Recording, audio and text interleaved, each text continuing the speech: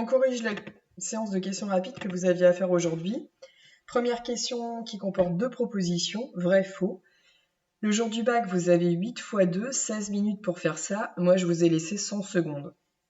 Alors, si je vous ai laissé 100 secondes, c'est que c'est suffisant pour que vous ayez une idée de la façon dont on va procéder, mais pas forcément suffisant pour justifier si on vous demandait de le faire par écrit.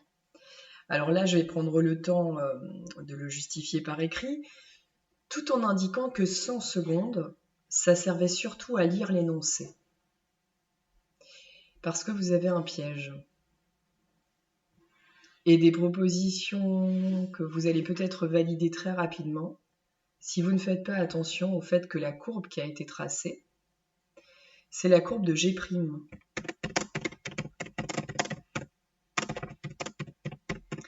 Et cette courbe-là nous permet de voir plusieurs informations sur G'.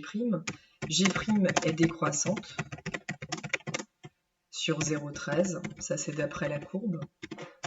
Et donc, d'après le cours, G est concave sur 0,13.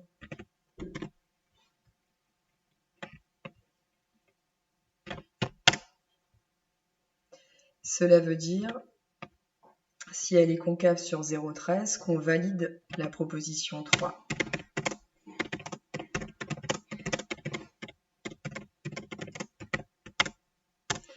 Par contre, la proposition 2 dit la fonction g serait strictement décroissante sur l'intervalle 0,4. Si on va vite, on pourrait répondre oui, parce que là on peut voir une décroissance. Sauf que c'est pas pour la fonction g, ça, c'est pour la fonction g'. Pour pouvoir dire quelque chose sur les variations de g, on va avoir besoin du signe de g' de x. Ce signe de g' de x, on va vous le demander sur l'intervalle 0,4 uniquement, parce que c'est lui qui nous intéresse dans la question. Et graphiquement, la courbe de G', donc cette courbe bleue, elle est au-dessus de votre axe des abscisses. Ça veut dire que chacune des images là par G' est positive.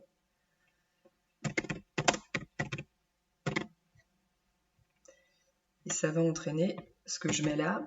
Et G' est positive sur 0,4. Ça, c'est d'après la courbe. Donc, si G' est positive, G est croissante sur 0,4. Et là, vous avez une contradiction. Proposition fausse.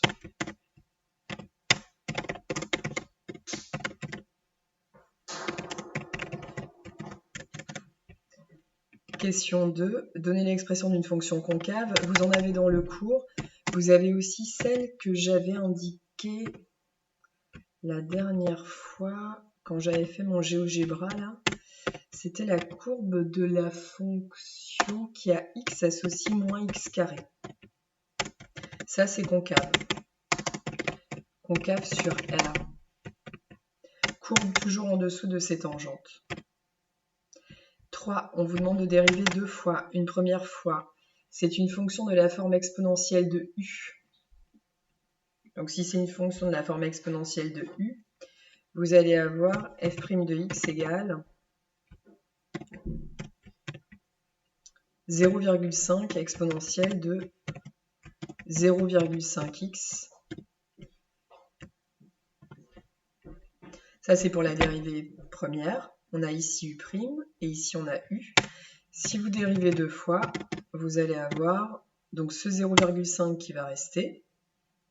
Vous le dérivez de nouveau, enfin vous le multipliez avec un 0,5 qui va apparaître pour la dérivée de cette fonction-là exponentielle.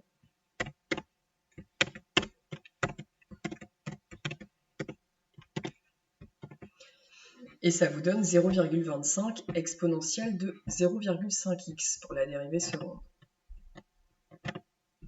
Dernière question, de nouveau un énoncé bac. Suite arithmético-géométrique. Vous avez une indication sur le nombre initial d'élèves. Vous avez une indication sur la façon dont on sort ou on rentre dans l'établissement. Donc 10% de l'effectif quitte l'établissement. et cela chaque année. Et 250 nouveaux élèves s'inscrivent. Alors c'est important d'avoir ce genre de vision, notamment pour savoir s'il faut agrandir un établissement ou pas, si des postes vont être supprimés, des postes d'enseignants, si des classes peuvent être supprimées. Donc observer ce type de progression, soit d'effectifs, soit de diminution, est important. Petit 1 justifié qu'on peut modéliser avec ça, alors j'imagine qu'on va retrouver ici le 250 avec ce plus 250, et ce 0,9 qui correspond au coefficient multiplicateur associé à la diminution de 10%. Donc je pense qu'on demande aussi de justifier U0 égale 3000, sachant que UN représente le nombre d'élèves. Et là, il n'y a pas d'unité. Donc c'est pas un nombre d'élèves en milliers, par exemple, comme on a pu le rencontrer. C'était le cas dans un dernier devoir surveillé, pas le bac blanc, mais c'était avant, où vous étiez trompé dans les unités sur une suite. Donc petit 1 ici, U0 est égal à 3000, ça c'est d'après l'énoncé.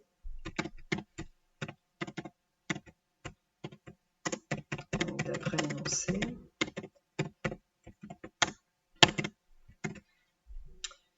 Et puis...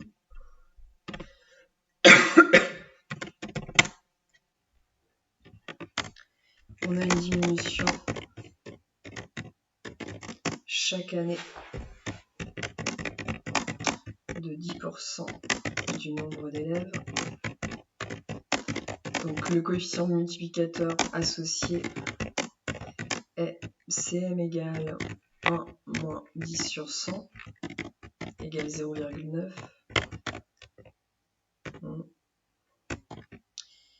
Et on a une augmentation de 250 élèves chaque année. Pour passer d'un terme de la suite à un autre, on va d'abord multiplier UN par 0,9, puis ajouter 250 pour trouver la valeur de UN plus 1. D'où la formule UN plus 1 égale 0,9 UN plus 250.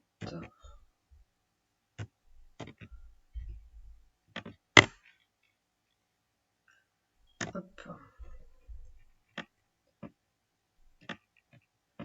Donc je le mets ici en entier.